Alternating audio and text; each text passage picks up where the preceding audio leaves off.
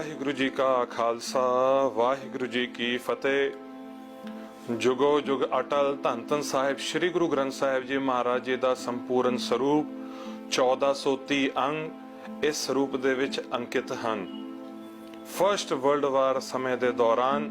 जिस वेले first world war होया सी जर्मनी ते ब्रिटेन दे विचकार, उस समय भारत जिहड़ा सी वो अंग्रेजां दे अधीन सी,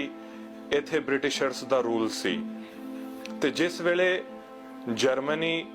ब्रिटेन दे उपर हावी हो रहा सी, उस समय ब्रिटिशर्स ने भारत दे विच पहली सिखां दी फौज तैयार कीती अते उस फौज दा नां रखिया गदर दी फौज। ते जिस वेले उस फौज नूं ब्रिटिशर्स ने आदेश दिता कि हुण तुसीं विदेश दे धरती ते लड़ाई लड़न वास्ते जाना है, सारे गुरसिख फौजी सब तो पहला अकाल तख्त साहिब पुजे। उत्थे पहुंचण तो बाद उत्थे दे जथेदार साहिब नूं बेनती कीती कि जदों तक असीं अपने धरती ते लड़दे रहे हां, साडा दाड़ा साडे इस धरती ते लगे जिथे साडे गुरुआं दी चरण छोह प्राप्त धरती है, सानू कोई अफसोस नहीं।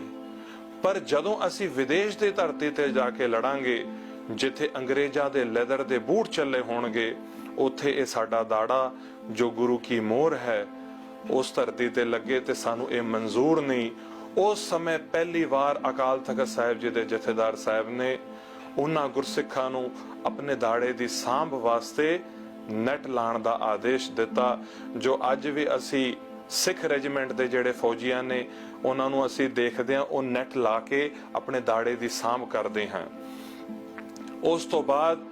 सारे गुरसिख फौजियां ने ब्रिटिशर्स दे अगे एक मंग रखी, एक कंडीशन रखी कि जदों तक असीं धन श्री गुरु ग्रंथ साहिब जी दे दर्शन नहीं करांगे, रोज मत्था नहीं टेकांगे, हुक्मनामा नहीं लेवांगे, उदों तक असीं कोई विदेश विच लड़ाई लड़न वास्ते नहीं जावांगे। ब्रिटिशर्स ने बड़ा खोज विचार किया कि किथे इन्हां गुरसिखां फौजियां नूं वड्डे गुरु ग्रंथ साहिब दे हर एक फौजी नूं एक एक स्वरूप दिते जाण, पालकी साहब, ते कदों ये लड़ाई लड़न वास्ते जाणगे, कदों ये एक थां तो दूजी थां ते मार्च होके जाणगे। फिर उस समय ब्रिटेन दे नाल जापान दा अलायंस सी। जापान जेड़ी कंट्री है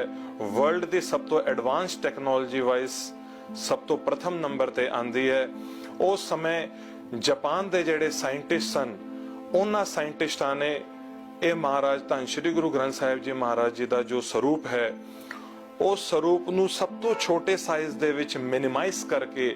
माइक्रो साइज दे विच लिया के ये स्वरूप तैयार कीते। जो स्वरूप सब तो लाइट पेपर जेड़ा टिश्यू पेपर हुंदा है, उस स्वरूप दे विच उस पेपर दे विच ये गुरु ग्रंथ साहिब महाराज जी दा स्वरूप तैयार किया। ऑफसेट टेक्नोलॉजी दे राही ये सब तो मिनिमाइज साइज करके 1/1.5 इंच दे विच धन श्री गुरु ग्रंथ साहिब जी महाराज जी दा स्वरूप तैयार किया अते हर एक गुरसिख फौजियां नूं ये स्वरूप दिता गया। जो हर एक गुरसिख फौजी इस स्वरूप नूं अपने शीश विच रखदे सी। रोज अमृत वेले उठ के धन श्री गुरु ग्रंथ साहिब जी दे नकमस्तक होके हुक्मनामा लैके अपना नितनेम करके अरदासा सोच के फिर लड़ाई लड़न वास्ते जांदे सी। वो गुरसिख फौजी इन्ने जोश विच लड़े कि उस दे बाद फर्स्ट वर्ल्ड वार दा अंत हो गया। उन्हां विचों जेड़े गुरसिख फौजी मुड़ भारत वापस आए, उन्हां विचों इस दे नाल दा स्वरूप जो तखत सचखंड श्री हजूर श्री अबचल नगर साहिब विखे गुरु साहिब दी कलगी जिथे सुभायमान है, उस दे बिल्कुल सामने यह स्वरूप सुशोभित किया गया है। जिस स्वरूप दे आप सारियां संगतां साल च इक्को वार दिवाली दीपमाला तो एक दिन पहला इत्थे विशेष तौर ते तख्त इशनान हुंदा है। उसे दिन इस स्वरूप दे अते नाल ही जेड़े गुरु साहिब दे अंदर सिंघासन दे उत्ते जिन्ने शस्त्र सुभायमान हुंदे ने, उन्हां दे दर्शन दिदारे आप जी कर सकते हो। सो साध संगत जी, जो गुरसिख अज इस स्वरूप दे दर्शन कर रहे हैं, उन्हां लई इक्को एक बेनती है कि अज तो तकरीबन 100 साल पहला जे टेक्नोलॉजी वास तैयार जे टेक्नोलॉजी दे वाइज देखिए तो अज कितनी मॉडर्न साइंस हो गई है, पर अज तो 100 साल पहला ਉਹਨਾਂ ਅਣਖੀਲੇ ਗੁਰਸਿੱਖਾਂ ਦੀ ਜਿਹੜੀ ਮੰਗ ਹੈ ਉਹ ਬ੍ਰਿਟਿਸ਼ਰਸ ਨੂੰ ਮੰਨ ਕੇ ਇਹ ਸਰੂਪ ਤਿਆਰ ਕਰਕੇ ਦੇਣੇ ਪਏ ਸੀ। ਉਹਨਾਂ ਦੀ ਇਹ ਕੰਡੀਸ਼ਨ ਸੀ ਕਿ ਜਦੋਂ ਤੱਕ ਅਸੀਂ ਰੋਜ਼ ਸ੍ਰੀ ਗੁਰੂ ਗ੍ਰੰਥ ਸਾਹਿਬ ਜੀ ਦੇ ਦਰਸ਼ਨ ਨਹੀਂ ਕਰਾਂਗੇ, ਮੱਥਾ ਨਹੀਂ ਟੇਕਾਂਗੇ, ਹੁਕਮਨਾਮਾ ਨਹੀਂ ਲਵਾਂਗੇ, ਅਸੀਂ ਕੋਈ ਲੜਾਈ ਲੜਨ ਵਾਸਤੇ ਨਹੀਂ ਜਾਵਾਂਗੇ। ਸੋ ਇੱਕੋ ਇੱਕ ਬੇਨਤੀ ਹੈ, ਜਿੱਥੇ ਅਸੀਂ ਇਹ ਸਿਰਫ ਧੰਨ ਸ੍ਰੀ ਗੁਰੂ ਗ੍ਰੰਥ ਸਾਹਿਬ ਦੇ ਦਰਸ਼ਨ ਕਰ ਰਹੇ ਹਾਂ, ਉੱਥੇ ਅਸੀਂ ਆਪਣੇ ਮਨ ਦੇ ਵਿੱਚ ਇੱਕ ਦ੍ਰਿੜ ਕਰ ਲਈਏ, ਇੱਕ ਪ੍ਰਣ ਕਰ ਲਈਏ, ਉਹਨਾਂ ਅਣਖੀਲੇ ਗੁਰਸਿੱਖਾਂ ਤੋਂ ਬਲਿਹਾਰ ਜਾਈਏ ਜਿਨ੍ਹਾਂ ਨੇ 100 ਸਾਲ ਪਹਿਲਾਂ ਬ੍ਰਿਟਿਸ਼ਰਸ ਨੂੰ ਆਪਣੀ ਮੰਗ ਮੰਗਵਾ ਕੇ ਫਿਰ ਹੀ ਉਹ ਵਿਦੇਸ਼ ਦੀ ਧਰਤੀ ਤੇ ਗਏ ਸੀ। ਅੱਜ ਅਸੀਂ ਵੀ ਇਹ ਗੱਲ ਪ੍ਰਣ ਕਰ ਲਈਏ ਕਿ ਅਸੀਂ ਸਵੇਰੇ ਉੱਠਣ ਦੇ ਬਾਅਦ ਜੋ ਵੀ ਅਸੀਂ ਆਪਣੇ ਦਿਨ ਦਾ ਕਾਰਜ ਕਰਨਾ ਹੈ, ਜਦੋਂ ਤੱਕ ਅਸੀਂ ਧੰਨ ਸ੍ਰੀ ਗੁਰੂ ਗ੍ਰੰਥ ਸਾਹਿਬ ਜੀ ਦੇ ਮੱਥਾ ਨਹੀਂ ਟੇਕਾਂਗੇ, ਹੁਕਮਨਾਮਾ ਨਹੀਂ ਸੁਣਾਂਗੇ ਅਤੇ ਗੁਰੂ ਗ੍ਰੰਥ ਸਾਹਿਬ ਮਹਾਰਾਜ ਜੀ ਦੇ ਚਰਨਾਂ ਵਿੱਚ ਹਾਜ਼ਰੀ ਨਹੀਂ ਲਵਾਂਗੇ, ਉਦੋਂ ਤੱਕ ਅਸੀਂ ਵੀ ਆਪਣਾ ਕੋਈ ਦਿਨ ਦੀ ਸ਼ੁਰੂਆਤ ਦਾ ਕੋਈ ਕੰਮ ਨਾ ਕਰੀਏ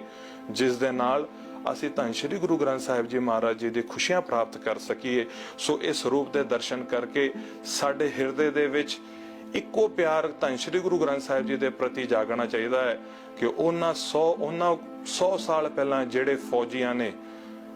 ਗੁਰੂ ਗ੍ਰੰਥ ਸਾਹਿਬ ਦੇ ਇਹ ਛੋਟੇ ਸਰੂਪ ਤਿਆਰ ਕਰਵਾਏ, ਅੱਜ ਥਾਂ ਥਾਂ ਤੇ ਗੁਰਦੁਆਰੇ ਸਾਹਿਬ ਬਣੇ ਹੋਏ ਨੇ।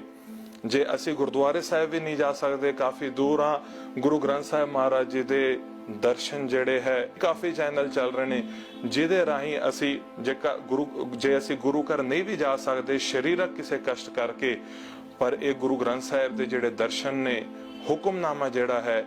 ਤੇ ਅਸੀਂ ਜਿਹੜਾ ਆਪਣਾ ਸ਼ੀਸ਼ ਹੈ ਉਹ ਗੁਰੂ ਗ੍ਰੰਥ ਸਾਹਿਬ ਮਹਾਰਾਜ ਜੀ ਦੇ ਚਰਨਾਂ ਵਿੱਚ ਰੋਜ਼ ਝੁਕਾਈਏ, ਰੋਜ਼ ਗੁਰੂ ਸਾਹਿਬ ਦੀਆਂ ਖੁਸ਼ੀਆਂ ਲਈਏ ਤੇ ਰੋਜ਼ ਮਹਾਰਾਜ ਦੇ ਚਰਨਾਂ 'ਚ ਨਕਮਸਤਕ ਹੋਈਏ। ਇੰਨੀ ਬੇਨਤੀ ਦਾਸ ਵੱਲੋਂ ਪ੍ਰਵਾਨ ਕਰਨੀ। ਵਾਹਿਗੁਰੂ ਜੀ ਕਾ ਖਾਲਸਾ, ਵਾਹਿਗੁਰੂ ਜੀ ਕੀ